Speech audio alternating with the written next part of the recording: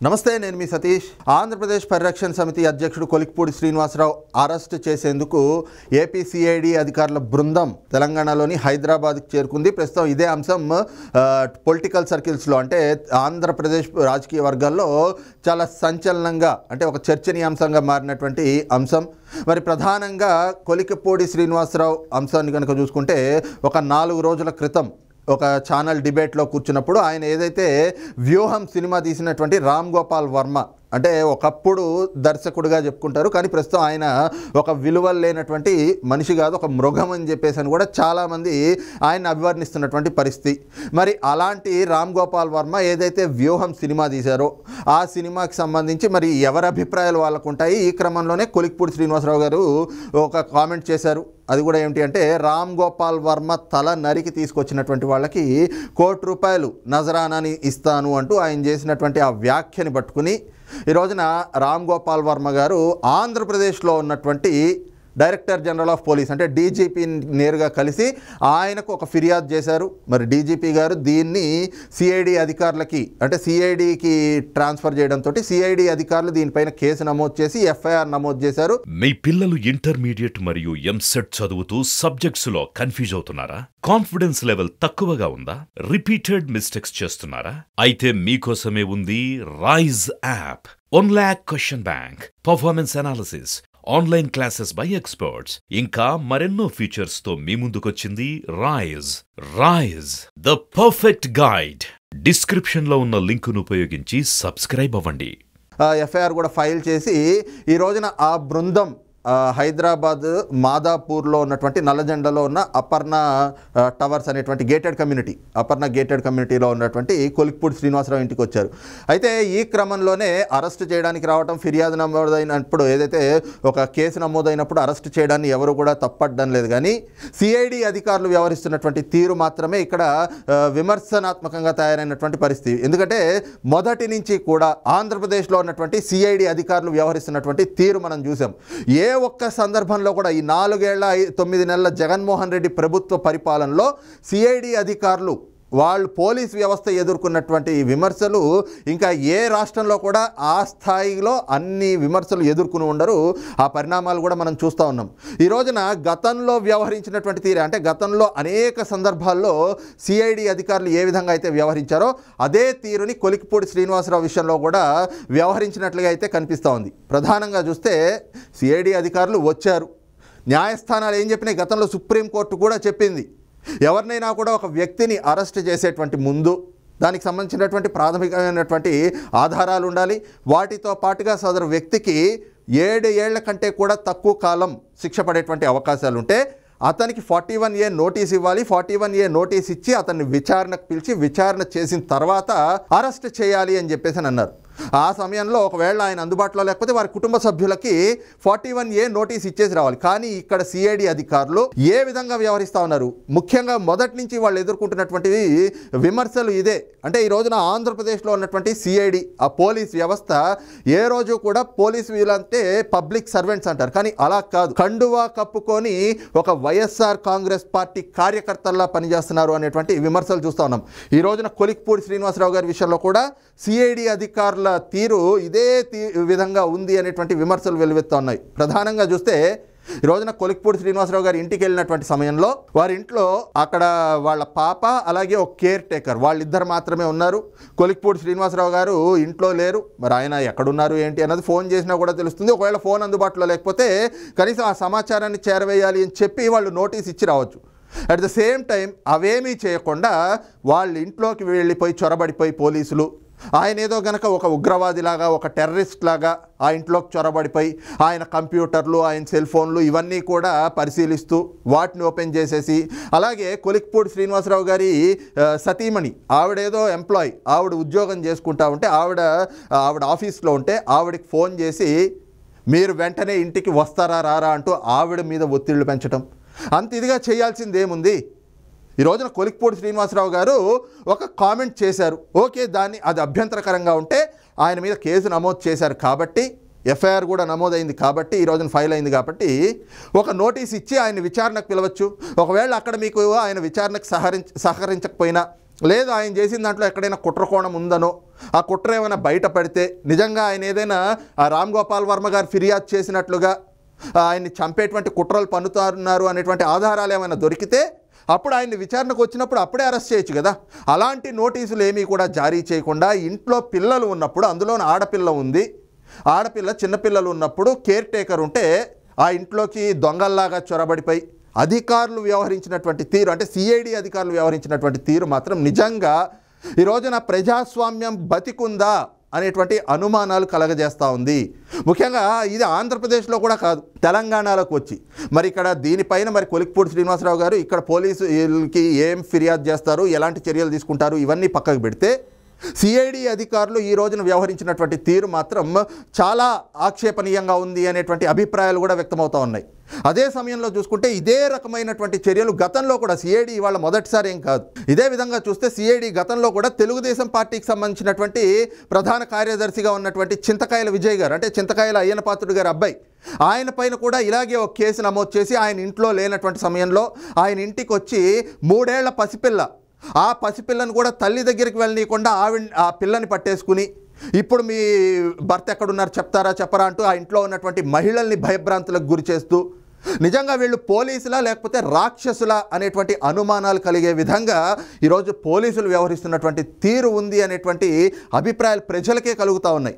ఎక్కడైనా కూడా ఆంధ్రప్రదేశ్లో ప్రజాస్వామ్యం బతికుందా అనేటువంటి అనుమానాలు కలుగుతూ ఉన్నాయి. ఈ మాట నేనంటుంది కాదు, నేరుగా కేంద్ర హోంశాఖ మంత్రి అమిత్ షా ఆంధ్రప్రదేశ్కు వచ్చినప్పుడు ఇక్కడ అసలు శాంతి భద్రతలు ఉన్నాయా అనేటువంటి అనుమానాలు కలుగుతున్నాయని చెప్పి జగన్మోహన్ రెడ్డి గారి ప్రభుత్వం మీద నేరుగా ఉమ్మేసినట్టుగా మాట్లాడితే కనీసం చలనం లేనటువంటి వ్యక్తిగా, అంటే ఏది జావలేని వ్యక్తులు, జీవం లేని వ్యక్తులు అంటాం కదా, ఆ విధంగా జగన్మోహన్ రెడ్డి గారు వ్యవహరిస్తూ ఉన్నారు. ఈరోజు జగన్మోహన్ రెడ్డి గారి వ్యవహారం కూడా చూస్తే, ఆయన వ్యవహరిస్తున్నటువంటి తీరు కూడా చూస్తే ఎక్కడా కూడా పరిపాలన చేయడమో ప్రజలకు ఉన్నటువంటి సమస్యలు పరిష్కరించడమో ఇది కాదు. కక్షా రాజకీయాలు చేయాలి, అధికారం చేతిలో ఉండాలి, ఎప్పటికీ ఆ అధికారాన్ని తాను ఒక్కడే అనుభవిస్తూ ఉండాలి, ఇంకెవ్వరూ కూడా ఏం మాట్లాడకూడదు ఆయనకు వ్యతిరేకంగా అనే తీరులో ఈ రోజున రామ్ గోపాల్ వర్మ ఫిర్యాదు చేయంగానే డీజీపీ గారు వెంటనే సిఐడికి అందజేయడం, సిఐడి వాళ్ళు వెంటనే ఒక బృందాన్ని వేసుకుని వాళ్ళు వచ్చేసి ఇక్కడ అరెస్ట్ చేయడానికి ఆయన ఇంట్లోకి దొంగల్లాగా చొరబడిపోయి మొత్తం అన్ని తనిఖీలు చేసేస్తూ ఇంట్లో పిల్లల్ని భయభ్రాంతులకు గురి చేసేస్తూ ఉన్నారు. మరి నిజంగా ఈ రోజున ప్రజా సంఘాలు కానీ, ఈ రోజున దళిత సంఘాలు కానీ అందరూ ప్రశ్నిస్తూ ఉన్నారు ఇదే డీజీపీ గారిని, ఇదే సిఐడి అధికారుల్ని.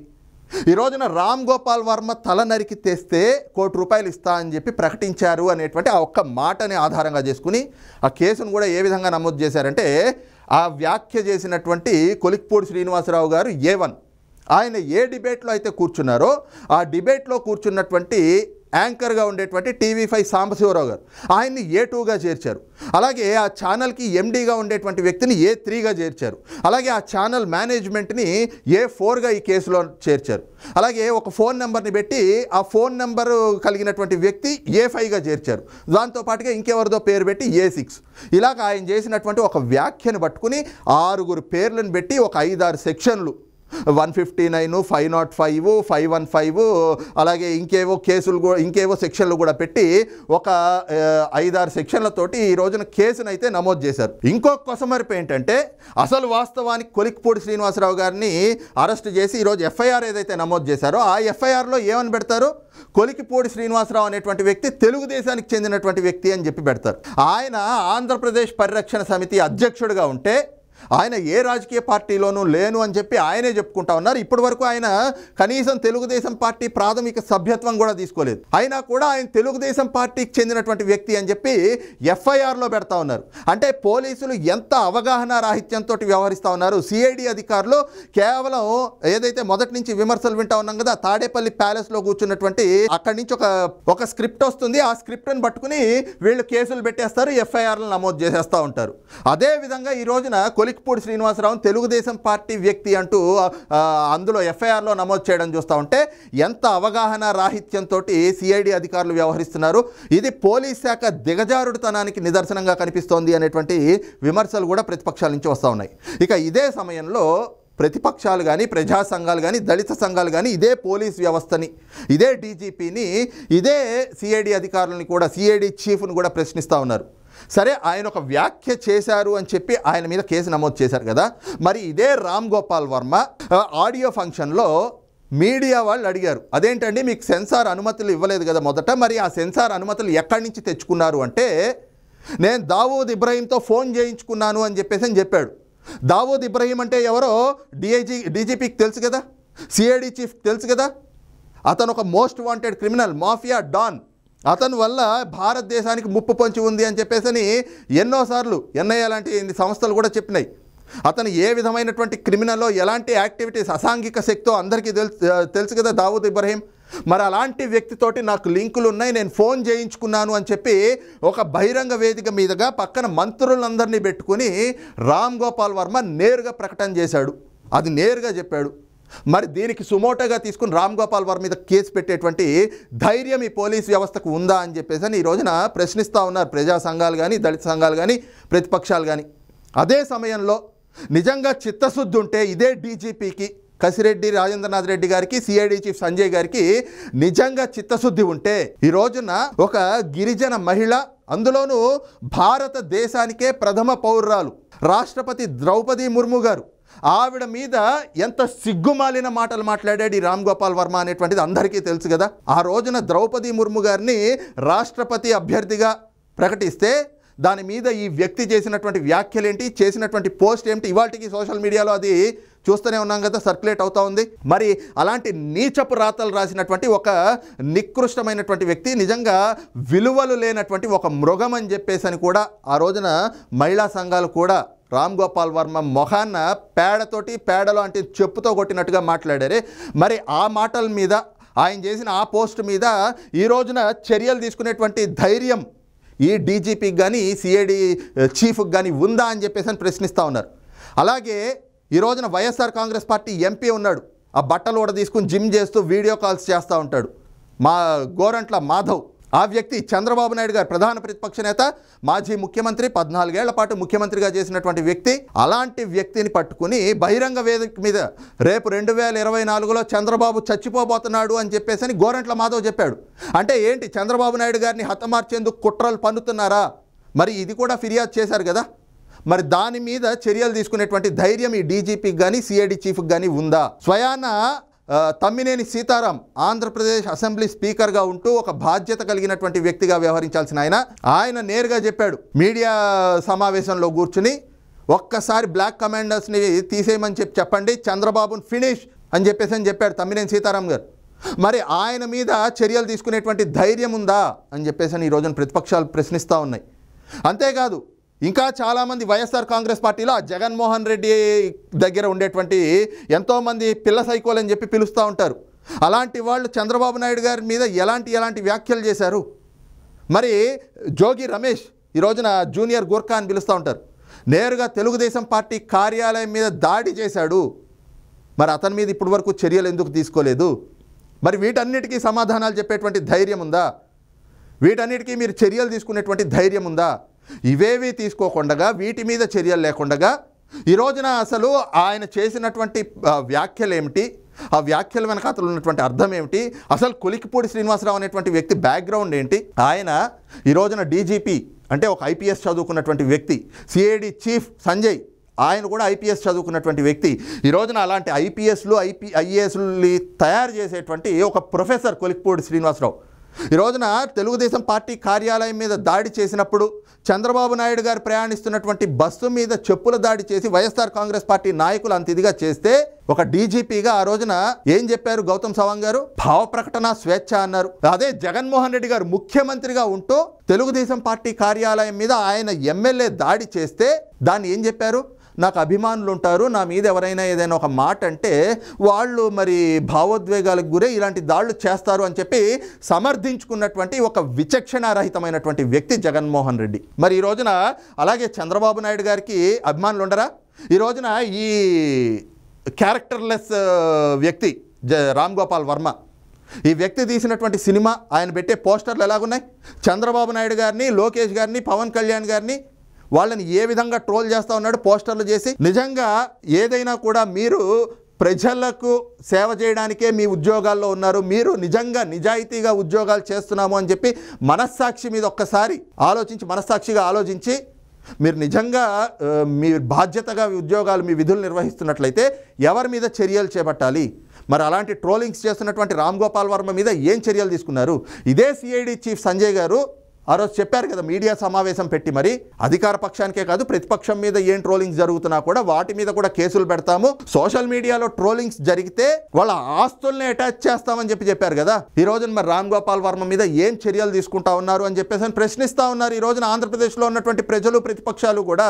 కొలిక్పూడి శ్రీనివాసరావు గారు తెలుగుదేశం పార్టీకో చంద్రబాబు నాయుడు గారికో అభిమాని అయి ఉండొచ్చు కదా, మరి ఆయన కూడా జగన్మోహన్ రెడ్డి గారు చెప్పినట్లుగా చంద్రబాబు నాయుడు గారిని ఆ విధంగా ట్రోలింగ్ చేస్తూ ఆయన మీద ఇలాంటి సినిమాలు చేస్తూ ఉంటే ఆయనకు కూడా భావోద్వేగం కలిగిందేమో, ఆగ్రహావేశాలు వచ్చినాయేమో, ఆ ఆవేశంలో ఒక మాట అన్నారేమో. 41A నోటీస్ మీరు చట్ట ప్రకారంగా నోటీస్ ఇచ్చి విచారణకు రమ్మంటే విచారణకు వస్తారు కదా, మరి అవేమీ చేయకుండా ఈ విధంగా ఇళ్లల్లోకి వెళ్ళి ఇళ్లల్లో ఉన్నటువంటి పసిపిల్లల్ని ఆడవాళ్ళని వేధింపులకు గురి చేయడం అంటే నిజంగా ఒకసారి పోలీసులు కూడా ఆలోచించుకోవాలి. మీరు ఎక్కడైనా కూడా బాధ్యతగా విధులు నిర్వహిస్తూ ఉన్నారా, లేకపోతే గనక ఏదో మనం చాలా చోట్ల కూడా వింటూ ఉంటాం బూట్లు నాకే కార్యక్రమాలు చేస్తారా అనేటువంటిది. అలాగ మీరు ఏమైనా వ్యవహరిస్తున్నారా అని చెప్పేసి ప్రతిపక్షాలు ప్రశ్నిస్తూ ఉన్నారు. ప్రజల్లో కూడా ఇదే అనుమానాలు కలుగుతూ ఉన్నాయి. కాబట్టి ఇప్పటికైనా కూడా పోలీసులు, ఎందుకంటే అయిపోయింది జగన్మోహన్ రెడ్డికి ఇంకా ఇప్పటికీ ఊడిగం చేద్దామని చెప్పేసి ఈ విధంగా వ్యవహరిస్తూ ఉన్నారేమో, కానీ ఇప్పటికైనా పోలీసులు అర్థం చేసుకోవాల్సింది ఏంటి అంటే జగన్మోహన్ రెడ్డి ఎక్స్పైరీ డేట్ అయిపోయింది, దగ్గరకు పడింది, ఇంకా